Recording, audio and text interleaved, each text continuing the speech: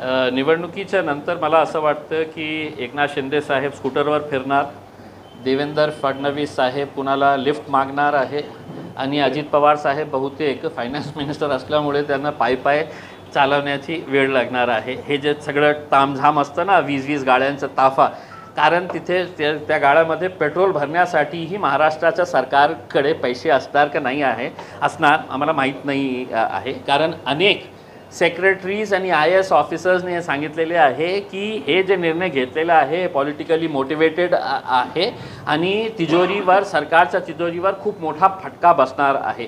म्हणून आम्ही काय सांगतो की आमची जितकी बहिणे आहे त्यांनी जितकं लाड करून घ्यायचं आहे ते लाड करून घ्या फक्त 2 महिन्यासाठी, आणि आपल्या भावाला सांगा की नाही 1,500 रुपये खूप कमी पडत आहे ना, कमीत कमी दिवाळीसाठी एक 5-5 हजार रुपये द्या बाबा।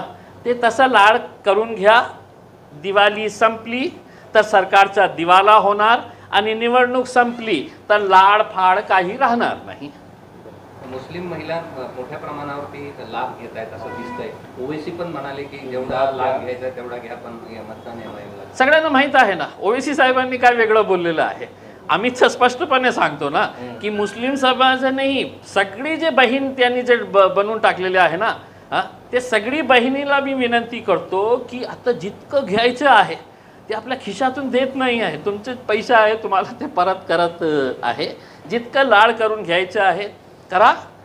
मतदान कुणाला करायचं आहे हे ठरवून घ्या की कशाला तुम्हाला उल्लू बनवण्याचं काम केलेलं आहे की इलेक्शन संपलं की लाडफाड संपणार आहे, तर पैसा जिसके पास से आ रहा ले लो, वोट किसको देने का है तुमको मालूम है, उसका नाम पतंग उड़ाना, पतंग। बरं, ते संजय राऊत। ABP माझा, उघडा डोळे बघा नीट।